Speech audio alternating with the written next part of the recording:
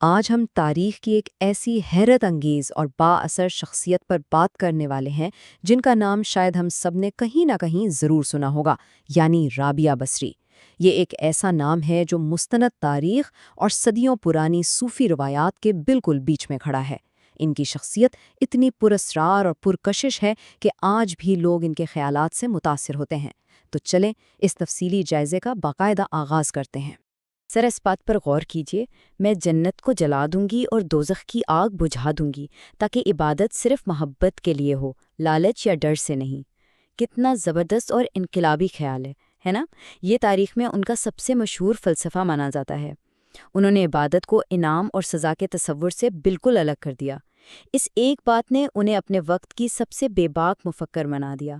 کہانی میں مزید آگے اور ان کی داستانوں کی طرف بڑھنے سے پہلے ذرا ان کے تاریخی پس منظر دیکھ لیتے ہیں۔ یہ اسلامی تاریخ کا وہ سنہرا دور تھا جب بصرہ علم اور فلسفے کا ایک بہت بڑا مرکز بن رہا تھا۔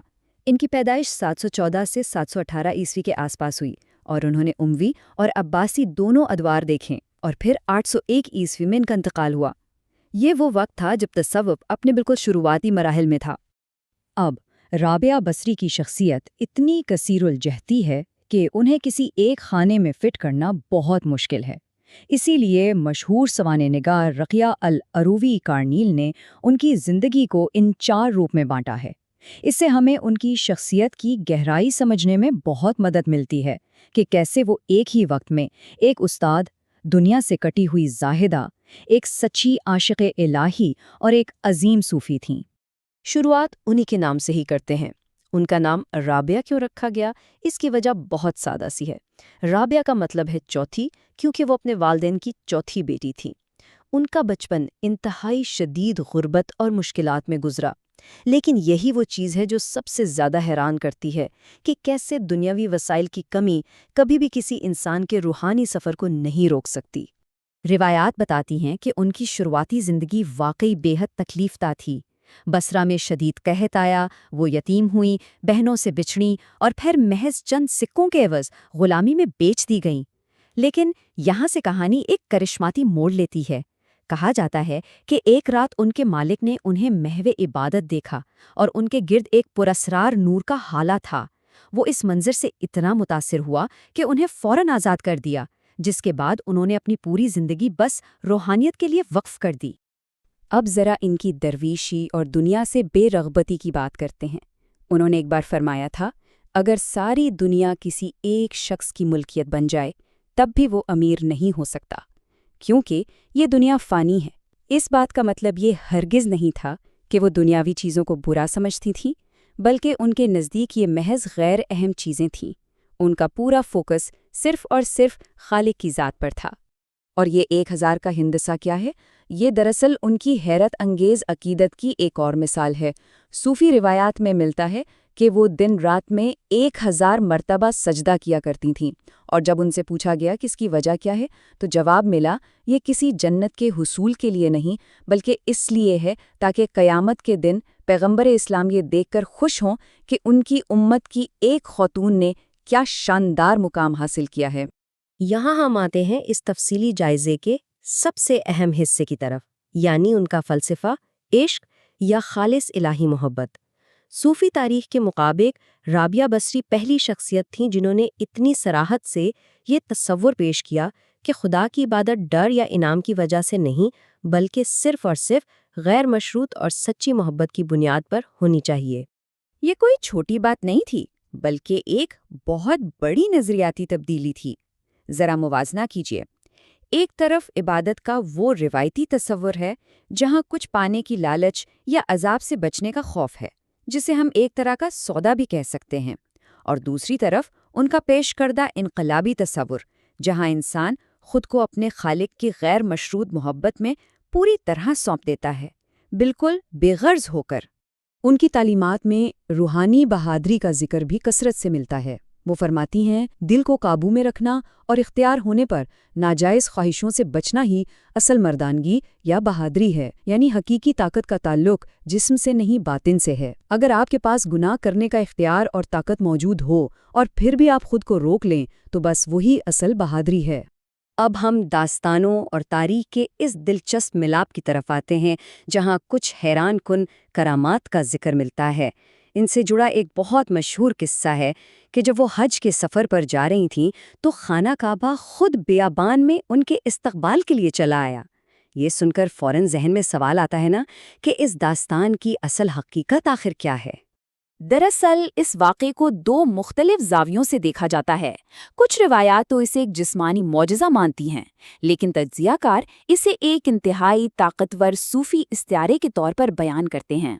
اس کہانی کا اصل مقصد یہ سکھانا ہے کہ سچی عقیدت اور تقدس انسان کے اندر ہوتا ہے، محض اینٹ گارے کی عمارتوں میں نہیں۔ یہ واضح کرتا ہے کہ انسان کا خلوص کسی بھی مادی سفر سے بہت بالا ہے۔ اچھا، ایک اور بہت بڑی تاریخی بحث جو اکثر چھڑتی ہے وہ یہ ہے کہ کیا رابعہ بصری نے ابتدائی اسلامی دور کے مشہور عالم حسن بصری سے نکاح کیا تھا؟ داستانوں میں تو ان دونوں کے درمیان ڈھیروں قصے اور طویل مکالمے بیان کیے جاتے ہیں، لیکن جب ہم تاریخی حقائق اور اسلامی فتاوی کو غیر جانبدار ہو کر دیکھتے ہیں تو تصویر بالکل مختلف نظر آتی ہے۔ سچائی یہ ہے کہ ان دونوں کی ملاقات کا ہی کوئی تاریخی ثبوت نہیں ملتا، کیونکہ ان کے تاریخی ادوار میں کافی فرق تھا۔ اسی طرح وہ مشہور کہانی جس میں شیطان ان کے بچے کو آگ میں پھینک دیتا ہے، وہ بھی کلیوبی جیسی غیر معتبر کتابوں سے آئی ہے اور علماء کرام اسے مکمل طور پر من گھڑنت افسانہ قرار دے کر مسترد کر چکے ہیں۔ ہم یہاں صرف وہ پیش کر رہے ہیں جو تاریخی ذرائع ثابت کرتے ہیں۔ اب سوال یہ پیدا ہوتا ہے کہ اتنی ساری غلط فہمیاں آخر بنی کیسے؟ وجہ دراصل یہ تھی کہ اسی دور میں رابعہ نام کی دو اور مشہور خواتین صوفی بھی موجود تھیں، رابعہ الازدیہ اور دمشق کی رابعہ بنت اسماعیل۔ تو ہوا کچھ یوں کہ ابتدائی دور کے لکھاریوں نے ان تینوں کی کہانیوں اور اقوال کو آپس میں ملا دیا۔ اس ایک تاریخی حقیقت کو سمجھ لینے سے بہت ساری الجھنیں فوراً دور ہو جاتی ہیں۔ اور اگر ہم ان کی اصل ازدواجی زندگی کی بات کریں تو انہوں نے اپنی پوری عمر سخت تجرد یعنی بغیر شادی کے گزاری۔ جب بھی کسی نے انہیں نکاح کی پیشکش کی تو ان کا یہی جواب ہوتا تھا، میں نے خود کو اللہ کے حوالے کر دیا ہے، اب میرے دل میں کسی اور کے لیے کوئی جگہ نہیں بچی۔ ان کی توجہ اور دل کا رشتہ مکمل طور پر صرف اور صرف خالق حقیقی سے جڑا ہوا تھا۔ اب ذرا ایک لمبی چھلانگ لگاتے ہیں 8ویں صدی سے سیدھا 21ویں صدی کے پاپ کلچر میں۔ ان کے اثرات محض تاریخی کتابوں تک محدود نہیں۔ 1973 میں ترک سینما نے ان پر فلمیں بنائیں، 2004 میں انڈونیشیا میں ان کے اقوال پر گانے بنے، ریختہ پر ان سے منسوب اردو شاعری موجود ہے، اور حیرت کی بات یہ ہے کہ 2025 کی ویڈیو گیم سویلائزیشن 7 اور ہسپانی پاپ سٹار روزالیا کی میوزک البم لکس میں بھی ان کا باقاعدہ ذکر ہے نا کمال کی بات؟ یہاں جو تضاد ہمارے سامنے آتا ہے وہ واقعی بہت دلچسپ ہے۔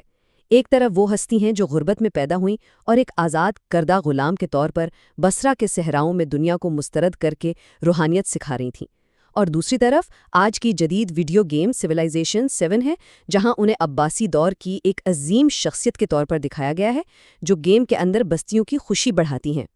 وہ خاتون جن کے پاس دنیا کا کوئی مال و اسباب نہیں تھا، آج ڈیجیٹل دنیا میں امر ہو چکی ہیں۔ اور جیسا کہ میں نے بتایا، یہ اثر صرف ڈیجیٹل گیمز پر ختم نہیں ہوتا۔ اسپین کے مشہور پاپ گلوکارہ روزالیا نے اپنی حالیہ البم میں باقاعدہ رابعہ بصری کے اقوال شامل کیے ہیں۔ اپنے گانے میں وہ رابعہ کی اسی جنت جلانے اور دوزخ بجھانے والی خواہش کا حوالہ دیتی ہیں اور کہتی ہیں کہ کسی عورت نے کبھی خدا ہونے کا دعویٰ نہیں کیا۔ یہ اس بات کا جی جاگتا ثبوت ہے کہ ان کے الفاظ زمان و مکان اور زبان کی سرحدوں سے کتنے آزاد ہیں۔ تو اس ساری گفتگو کے بعد ایک سوال ذہن میں ضرور گونجتا ہے، کیسے 8ویں صدی کی ایک غریب زاہدہ آج بھی عالمی ستاروں اور روحانیت کے متلاشی لوگوں کی اتنی بڑی رہبر بنی ہوئی ہیں؟ شاید اس کا جواب ان کی اسی خالص اور بے غرض محبت میں چھپا ہے جس نے ڈر اور لالچ کی زنجیریں توڑ کر صرف عشق کا پیغام دیا۔ ان کی زندگی یہ بتاتی ہے کہ سچی لگن کی آواز کبھی پرانی نہیں ہوتی۔ آج کے اس تفصیلی جائزے کے بعد ہم یقیناً اس عظیم صوفی بزرگ کے فلسفے کو ایک بالکل نئے اور وسیع زاویے سے دیکھنے پر مجبور ہو جاتے ہیں۔